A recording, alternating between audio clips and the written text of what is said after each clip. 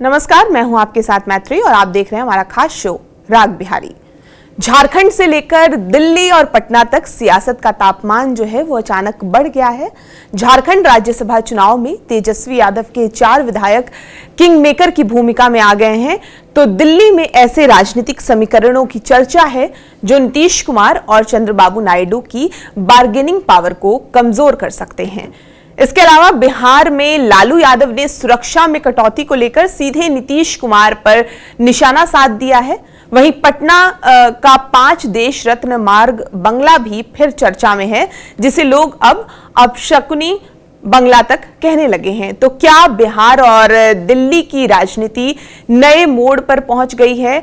क्या पुराने समीकरण टूट रहे हैं और नई राजनीतिक कहानी लिखी जा रही है? इसी पर हम आज चर्चा करेंगे। हमारे साथ हैं राजनीतिक विश्लेषक डॉक्टर संजय सर। बहुत बहुत स्वागत है आपका। नमस्कार सर, सबसे पहले हम लोग झारखंड के राज्यसभा चुनाव को लेकर बात कर लेते हैं, क्योंकि अब सिर्फ 2 सीटों का ये चुनाव नहीं है बल्कि बिहार झारखंड की सियासत का बड़ा टेस्ट बन गया है। एक सीट पर जेएमएम के बैजनाथ राम की जीत लगभग तय मानी जा रही है, लेकिन दूसरी सीट जो है उस पर कांग्रेस के प्रणव झा और एनडीए समर्थित जो परिमल नाथवानी के बीच मुकाबला बेहद दिलचस्प हो गया है। इस चुनाव में आरजेडी के 4 विधायक जो हैं वो किंग मेकर की भूमिका में हैं। बिहार राज्यसभा चुनाव के दौरान जिस तरह से कांग्रेस विधायकों ने वोट नहीं किया था और राजद के उम्मीदवार को नुकसान हुआ था, ऐसे में सवाल उठ रहा है कि क्या तेजस्वी यादव झारखंड में उसी का राजनीतिक जवाब देंगे या इंडिया ब्लॉक की एकजुटता बचाएंगे, और क्या तेजस्वी यादव के 4 विधायक कांग्रेस की किस्मत तय करेंगे? जिस तरह से लगातार चल रहा है एनडीए की विधायकों में टूट ना हो, इसलिए वहां पे होटल पॉलिटिक्स चल रही है और उसके अलावा कई तरह की चीजें सामने आ रही है। कैसे एक राज्यसभा के लिए 28 विधायकों की जरूरत है और किस तरह से ये 4 विधायक जो हैं वो किंग मेकर की भूमिका में फिलहाल झारखंड में नजर आ रहे हैं। बिल्कुल आपने ये किया कि चूंकि इंडिया गठबंधन के पास सब लोगों को मिलाकर के 56 विधायक, तो अगर एक राज्यसभा के लिए 28 विधायकों की जरूरत है, हाँ। तो एक उम्मीदवार झारखंड मुक्ति मोर्चा के और एक विधायक कांग्रेस के एक उम्मीदवार, 56 का तो आंकड़ा पूरा हो जाता है और 2 राज्यसभा की सीटें आसानी से वो जीत लेंगे। बिल्कुल। लेकिन जो सवाल है कि क्या आरजेडी के 4 विधायक बिल्कुल इंटैक्ट रहेंगे, और अगर वो इंटैक्ट नहीं रहे तो 24 विधायक हैं एनडीए के पास, और वो 24 विधायक के साथ एक विधायक और है लोकतांत्रिक क्रांतिकारी मोर्चा जो जयराम महतो हैं, उनके एक विधायक हैं। तो अगर इनके साथ खड़े हो जाते हैं तो 25 की संख्या हो जाएगी। अब रह गई बात कि अगर वो 24 विधायकों के साथ बीजेपी का जिसमें 21 है और एक विधायक आजसू और जेडीयू और जो एलजेपी-आर के, अगर 4 आरजेडी के विधायक खड़े हो जाते हैं एनडीए के साथ, तो इनके तरफ 28 का आंकड़ा पूरा हो जाता है और वो एक सीट हार जाते हैं। तो स्थिति तो है। अच्छा, इसमें कोई व्हिप जैसी चीजें जारी नहीं होती। बिहार में भी जब राज्यसभा का चुनाव के समय हम लोगों ने बात की थी, तो ऐसा कुछ नहीं है। इसमें विधायकों की अपनी स्वतंत्रता होती है कि वो चाहे तो first preferential vote, second preferential vote, third preferential vote वो जिसको दे सके। हालांकि जो है वो बिहार की जो तस्वीर आई थी उसमें कैसे कांग्रेस के विधायक एब्सटेन किए थे और जिसकी वजह से एक सीट तो वो जीत ही जाते ना। आरजेडी एक सीट तो जीत ही जाती, चूंकि ये जो एआईएमआईएम के 5 विधायक थे वो इनके साथ आके खड़े हो गए थे। भाजपा के एक विधायक, बसपा के एक विधायक इनके साथ खड़े हो गए थे। तो 41 का आंकड़ा तो इन्होंने पूरा ही कर लिया था। एक विधायक आरजेडी के एब्सेंट हो गए और कांग्रेस के विधायक एब्सेंट हो गए, और जिसकी वजह से वो सीट नहीं जीत पाए। इस बात की पीड़ा तो जरूर आरजेडी को होगी कि आखिर हम जीती हुई सीट अगर हारे तो उसमें कांग्रेस के विधायक का रोल है। लेकिन कांग्रेस विधायक का रोल होना और कांग्रेस नेतृत्व का रोल होना दोनों 2 चीजें होती। तो तेजस्वी यादव जिस गठबंधन में है उस गठबंधन में तो वो नहीं चाहेंगे कि बीजेपी का कोई उम्मीदवार जीत जाए। बिल्कुल। लेकिन इनके विधायक क्या चाहते हैं ये तेजस्वी यादव ही तय करेंगे, ऐसा भी संभव नहीं। क्योंकि कांग्रेस तो कभी नहीं चाहती थी कि वो सारी सीटें एनडीए के खाते में बिहार में चली जाए, लेकिन उनके ही विधायक धोखा दे गए, एब्सेंट हो गए। एक विधायक आरजेडी के गायब हो गए, जिसको लेकर के आज भी आरजेडी कोई निर्णय नहीं ले पा रही है। उनको लगता है कि अगर निर्णय लेंगे तो कहीं हमारे विधायकों की संख्या घट के 24 न हो जाए, और उस स्थिति में हम तो विपक्ष के नेता भी नहीं रह पाएंगे।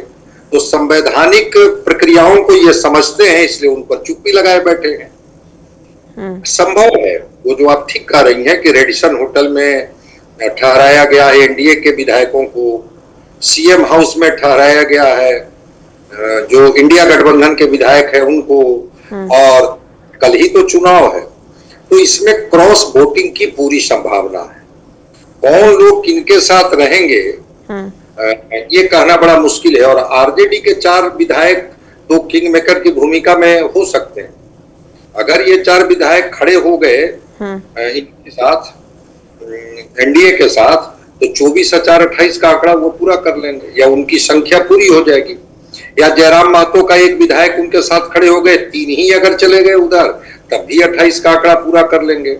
तो इसकी संभावना है। इसकी संभावना से दोनों के तो उम्मीदवार ही हैं, जेएमएम के उम्मीदवार ही हैं, 34 के एमएलए हैं, उनको तो 28 की ही जरूरत है, 6 तो एक्स्ट्रा ही। लेकिन कांग्रेस के पास तो अपने विधायकों की संख्या 16 ही है, 4 आरजेडी के और सीपीआईएमएल के 2 विधायक हैं। इसको मिला करके वो समझते हैं कि हम 28 का आंकड़ा पूरा कर लेंगे और हमारे हिस्से में परिणाम होगा। लेकिन क्रॉस वोटिंग होता है राज्यसभा के चुनाव में। तेजस्वी जी जो चाहें, लेकिन इनके विधायक क्या चाहेंगे ये बहुत कुछ निर्भर नहीं करता है। विधायक भी अपने तरीके से निर्णय ले सकते हैं, और उनको भी कोई राज्यसभा में तो प्रलोभन दिया ही जाता है ना, आप यहाँ खड़े हो जाइए, वहां खड़े हो जाइए, कहीं भी हो सकता है। तेजस्वी यादव चूंकि एक मैसेज देना है इनको पूरे देश में कि नहीं, विपक्षी एकता के साथ हम खड़े हैं। कांग्रेस के विधायकों ने जरूर धोखा दिया था, लेकिन कांग्रेस के नेतृत्व के मन में इस तरह की, हालांकि बिहार में तो काफी वाद विवाद हुआ था, नेतृत्व पर भी सवाल उठाया गया था। बिल्कुल। नेतृत्व की चुप्पी क्या कहती है, और नेतृत्व ने भी क्या कहा था परिणाम आने के बाद, ये सबके सामने है। इस बात की पीड़ा तो होगी राजद को, और तेजस्वी को भी होगी, आरजेडी को भी होगी, और तेजस्वी जी को भी होगी। देखते हैं कल जो होने वाला राज्यसभा का चुनाव है, क्या तेजस्वी के 4 विधायक इंडिया गठबंधन के साथ खड़े रहते हैं, या वो पाला बदल करके वो चले जाते हैं जिसमें एनडीए गठबंधन के जो उम्मीदवार हैं, एनडीए गठबंधन से समर्थित उम्मीदवार हैं। तो परिमल नाथ वानी उनका नाम संभवता है, परिमल नाथ वानी, तो उनके पक्ष में अगर खड़े हो जाएंगे तो हो सकता है कि परिणाम उनके हिस्से में चला जाए। देखते हैं क्या परिणाम आता है, हम लोग बड़ा। बिल्कुल, कल तक का इंतजार है, 18 जून को जो भी होगी तस्वीर साफ हो जाएगी। सर, अगले सवाल की तरफ चलते हैं। पश्चिम बंगाल की सियासत में जिस तरह से बड़ी टूट देखने को मिली, इसने दिल्ली का पूरा राजनीतिक खेल जो है वो अब बदल दिया है, क्योंकि अगर टीएमसी के 20 सांसद सचमुच एनडीए में शामिल हो जाते हैं तो मोदी सरकार 300 के पार पहुंच जाएगी, और जेडीयू और टीडीपी की पहले जैसी जो अहमियत है उसमें काफी कमी आ जाएगी, और लोकसभा में 2/3 बहुमत के लिए 360 सांसद चाहिए, जबकि फिलहाल एनडीए के पास करीब 292 सांसदों का समर्थन है। अगर टीएमसी के 20, डीएमके के 22 और शिवसेना यूबीटी के 6 सांसद एनडीए के साथ आते हैं तो ये आंकड़ा जो है वो 340 तक पहुंच सकता है, और कुछ अतिरिक्त समर्थन भी मिलने पर ये और बढ़ भी सकता है। तो अब तक नीतीश कुमार और चंद्रबाबू नायडू को सरकार का जो है वो किंग मेकर माना जाता था, लेकिन जिस तरह से नए समीकरण सामने आ रहे हैं उनकी सौदेबाजी की जो ताकत है वो कमजोर पड़ती दिख रही है। ऐसे में जेडीयू को अब हर कदम सोच समझकर उठाना होगा, क्योंकि समर्थन वापस लेने की धमकी जितनी पहले असरदार हो रही थी वो अब नहीं रहेगी। तो नीतीश कुमार की जिस तरह से बार्गेनिंग पावर और किंग मेकर वाली जो ताकत है वो खत्म होती नजर आ रही है, और जिस तरह से मोदी सरकार अब सहयोगी दलों के दबाव से पूरी तरह से अब आजाद हो गई है। निश्चित रूप से जिस तरह से टीएमसी अब शामिल हो ना हो, समर्थन की बात तो वो कर रहे हैं। बिल्कुल। हमको एक अलग गुट की मान्यता दी जाए। अब 20 सांसद अगर एनडीए के साथ खड़े हो जाएंगे या उस गठबंधन में आ जाएंगे तो अपने आप में बड़ी बात होगी। और स्वाभाविक है कि जो चाहे वो नीतीश कुमार जी का जेडीयू हो या चंद्रबाबू नायडू का जो हो, दोनों बार्गेन तो कर ही रहे थे, अपने अपने तरीके से दबाव तो बनाए ही हुए थे। अब नीतीश कुमार के जो 12 सांसद हैं, 12 सांसद की जगह पर अगर टीएमसी के 30 सांसद खड़े हो जाते हैं तो सरकार तो कंफर्टेबल स्थिति में हो ही जाएगी ना। बिल्कुल। आपको गिरा तो नहीं ही सकते हैं। या जो शिवसेना के जो सांसद हैं जिनको लेकर के एक समीकरण बन रहा है तो बार्गेनिंग तो घटेगी, इसमें कोई दो मत नहीं है। लेकिन राजनीति में केवल समर्थन और बार्गेनिंग ही नहीं होता है, राजनीति में आगे की भी पटकथा लिखी जाती है, आगे की भी रूपरेखा तैयार की जाती है। क्योंकि नरेंद्र मोदी ये चल रहा है 26, लेकिन ये लग गए हैं 29 की तैयारी में कि 29 में हम और कैसे मजबूत स्थिति में रहें और कैसे हम क्षेत्रीय पार्टियों के समर्थन से और मजबूत स्थिति में सत्ता में आए। तो नीतीश कुमार जी के साथ केंद्र में ठीक है, इनके सांसद अगर किसी बात को लेकर के नाराजगी होती है और ये इनके सांसद एनडीए के साथ खड़े नहीं होते।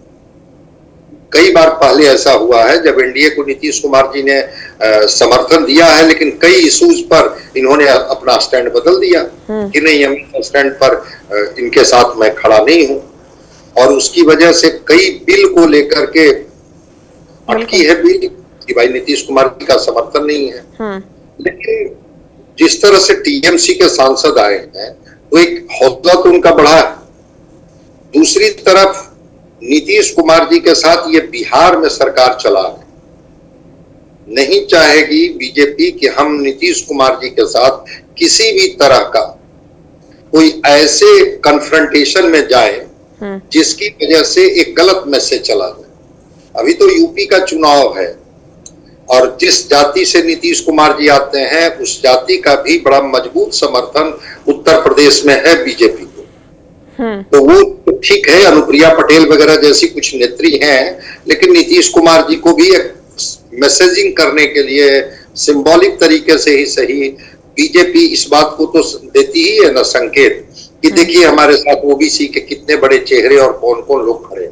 बिल्कुल ठीक है, बार्गेनिंग कैपेसिटी घटी है, लेकिन बीजेपी इस मामले में बहुत सतर्क होकर के चलेगी, किसी भी तरह के कन्फ्रंटेशन में नहीं जाएगी।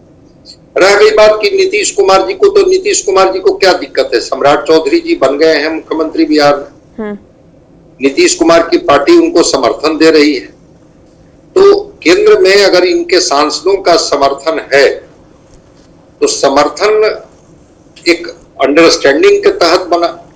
जब सरकार बन रही थी तो सबसे ज्यादा उत्साहित तो नीतीश कुमार जी ही थे और उसमें उन्होंने कहा भी था जब समय मत लीजिए, जितना जल्दी हो सके सरकार का गठन हो जाए, सरकार बन जाए। नरेंद्र मोदी जी के प्रति जिस तरह से उन्होंने भाव दिखाया था, चंद्रबाबू नायडू विकास को लेकर के जरूर थोड़ा एक रुख अपनाते हैं और चंद्रबाबू नायडू समय समय पर अपने तरीके से वो जो केंद्र की सरकार है उस पर दबाव भी बनाते हैं। लेकिन चंद्रबाबू नायडू भी इस बात को समझते थे कि हम और नीतीश कुमार जब तक दोनों का साथ नहीं होगा तब तक हम केंद्र सरकार पर बहुत दबाव नहीं बना सकते।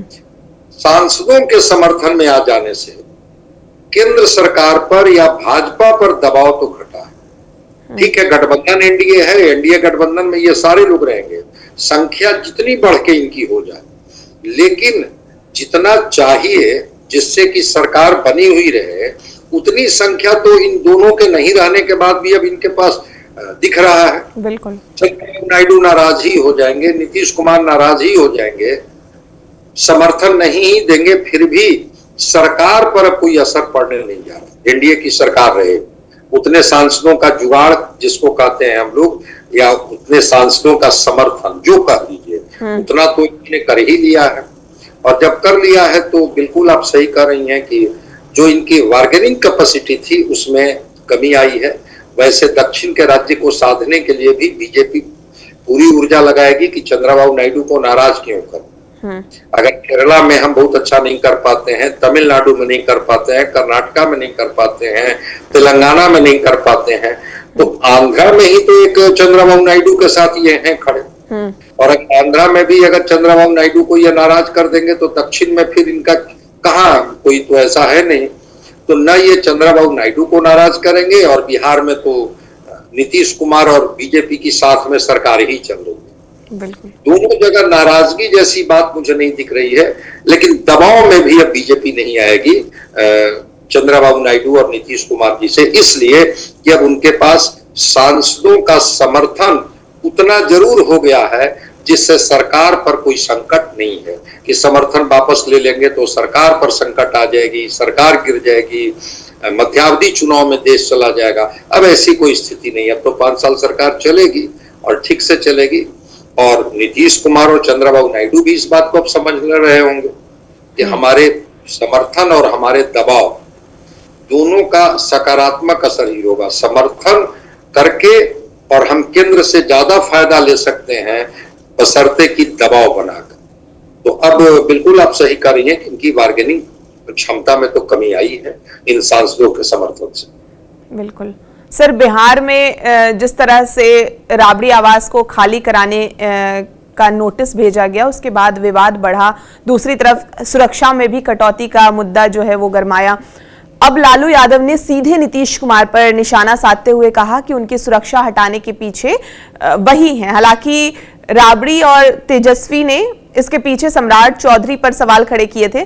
ऐसे में सवाल सिर्फ सुरक्षा का नहीं है बल्कि ये भी है कि क्या बिहार में सरकार के हर बड़े फैसले के पीछे क्या सच में नीतीश कुमार हैं, जिस तरह से लालू यादव बोल रहे हैं? मुझे नहीं लगता है कि ये सुरक्षा श्रेणी तय करने का काम पुलिस का होता है, गृह विभाग का होता है, सुरक्षा एजेंसियां करती हैं। कब इसको अपग्रेड करना है, कब डाउनग्रेड करना है, उसके बजाते इनपुट आते हैं। और लालू प्रसाद जी तो खुद मुख्यमंत्री रहे हैं, राबड़ी देवी जी मुख्यमंत्री रही हैं। ये लोग नहीं समझते हैं कि सुरक्षा कब बढ़ाई जाती है, कब घटाई जाती है। अगर उस सुरक्षा एजेंसी को, सुरक्षा समिति को, उसकी बैठक होती है हर महीने में, उसका इनपुट होता है और उस बैठक में कुछ इनपुट मिला होगा कि नहीं, अगर अभी सुरक्षा घटा भी दी जाए तो ऐसा कोई इन पर कोई हमला जैसी बात नहीं है। असुरक्षा जैसी स्थिति जब पैदा होती है कहां से, आतंकी हमला, उग्रवादी हमला, कोई वैसे अराजक तत्व के द्वारा हमला, तो उसके आधार पर समय समय पर ये चीजें होते रहती। तो मुझे नहीं लगता है कि इसमें कोई ये है। अब रह गई कि उसकी जो फाइलें होती हैं वो प्रशासनिक प्रक्रिया से गुजरती हैं, ये हुआ सैद्धांतिक बात। लेकिन सुरक्षा की श्रेणी बढ़ाना और घटाना उसमें सरकार का निर्णय होता ही है और ये राजनीतिक फैसले भी होते हैं। आप देखती होंगी कि किसी नेता को खुश करना है, चलो इनको जेड श्रेणी की सुरक्षा दे दो, इनको वायु सुरक्षा दे दो, इनको जेड प्लस की दे दो। ये राजनीतिक फैसले होते हैं। सैद्धांतिक चीजें अलग होती हैं राजनीति में, और जो राजनीतिक निर्णय होते हैं वो अलग होते हैं। अब लालू प्रसाद जी को अगर लग रहा है कि नीतीश कुमार जी का ही निर्णय होगा, तो मैं नहीं समझता हूं कि केवल नीतीश कुमार जी निर्णय लिए होंगे कि लालू प्रसाद जी की या राबड़ी देवी जी की सुरक्षा घटा दी।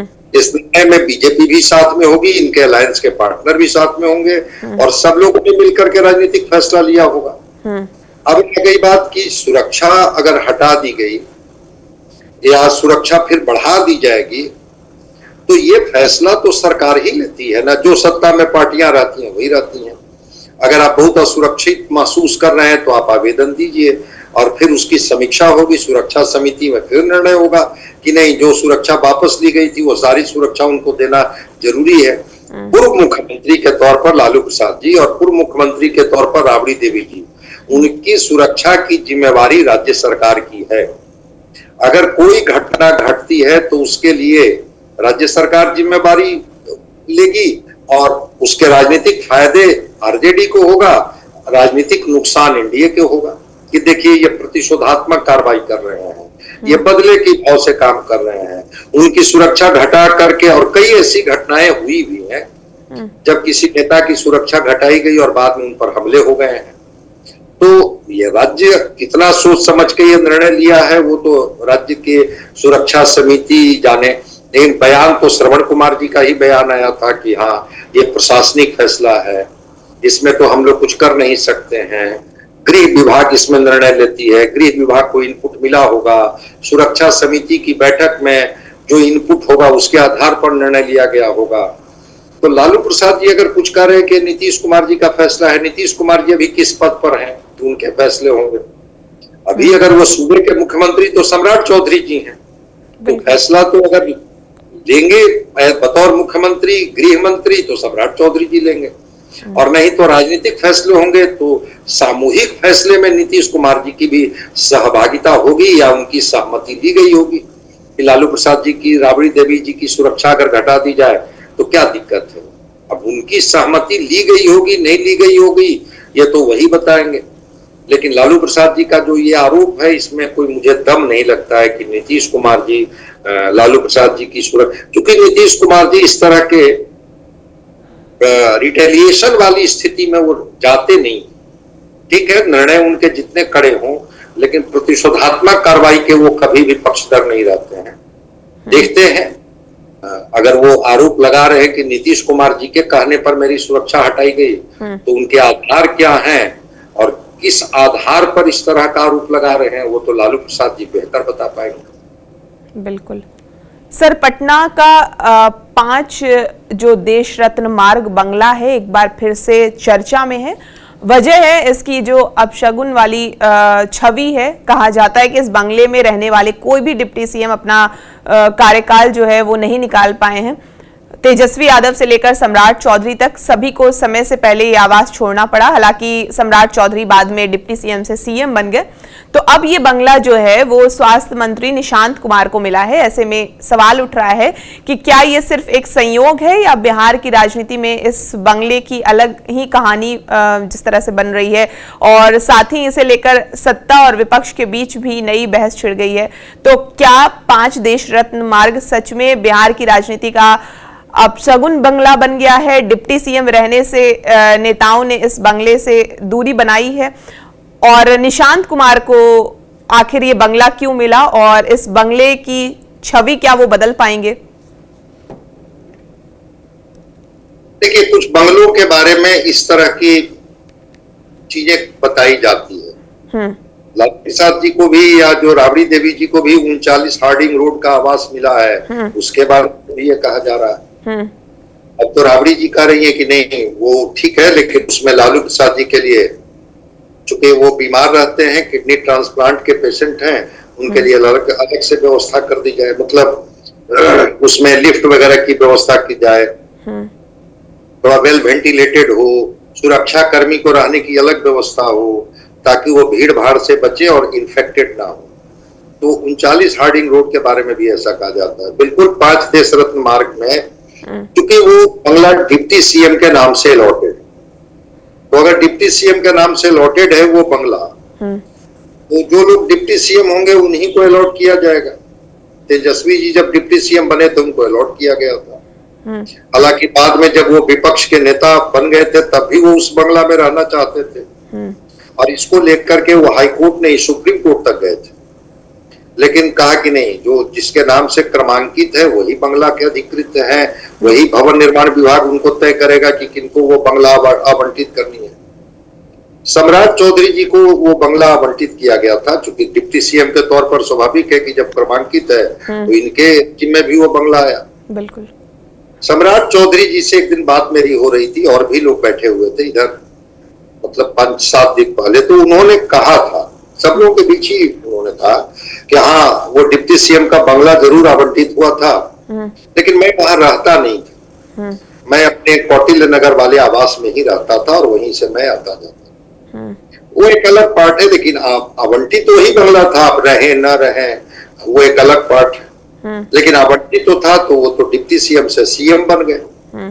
तो क्यों न माना जाए कि भाई ये अब शकुन के जगह पर वो शगुन वाला बंगला उनके लिए साबित हुआ कि वो डिप्टी सीएम से वो सीएम बन गए बिहार के।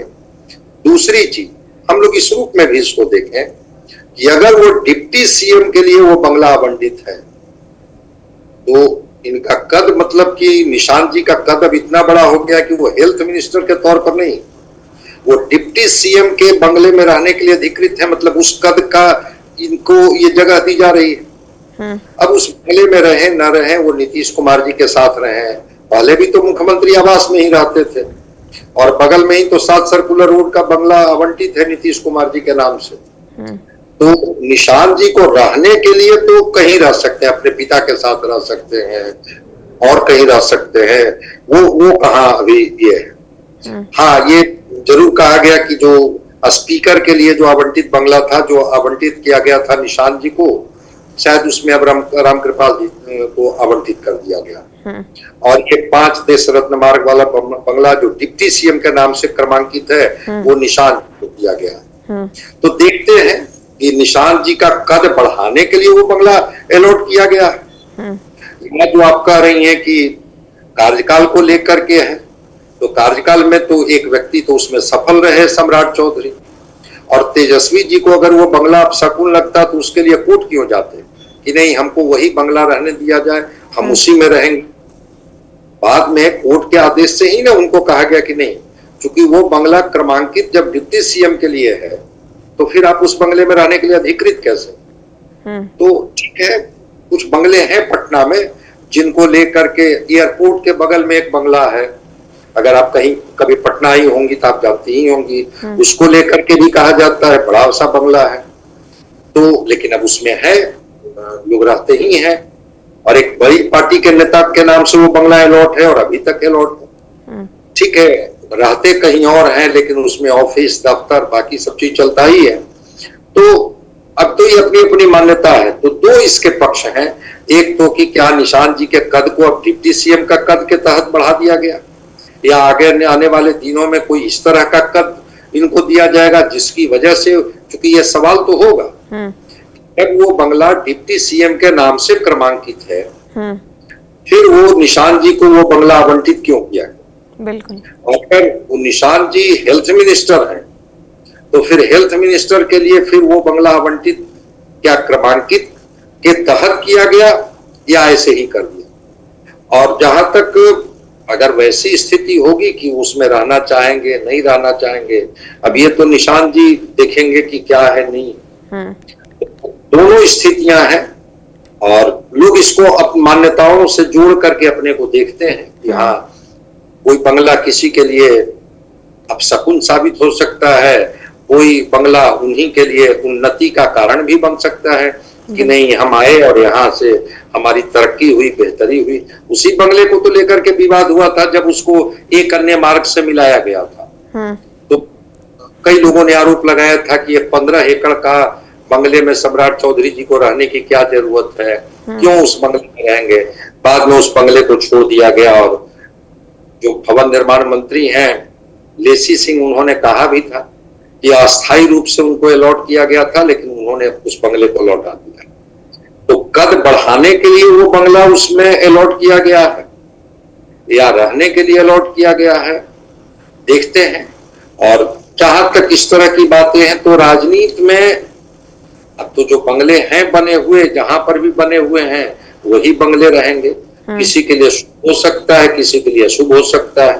अब एक अन्य मार्ग में जीताराम मांझी जी भी रहने गए थे, अब बहुत दिन तक तो नहीं ना मुख्यमंत्री रह पाए थे, तो जीताराम मांझी जी के लिए तो बंगला कहा जाएगा कि एक अन्य मार्ग का बंगला बहुत शुभ साबित नहीं हुआ। उसी बंगले में नीतीश कुमार जी लगातार रहे, जो बार बार सूबे के मुख्यमंत्री बने रहे, फिर उसमें गए हैं रहने के लिए सम्राट चौधरी जी।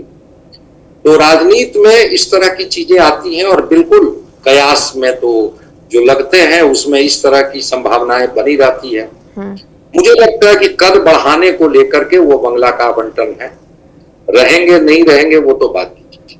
बिल्कुल, बहुत शुक्रिया सर हमसे बातचीत करने के लिए।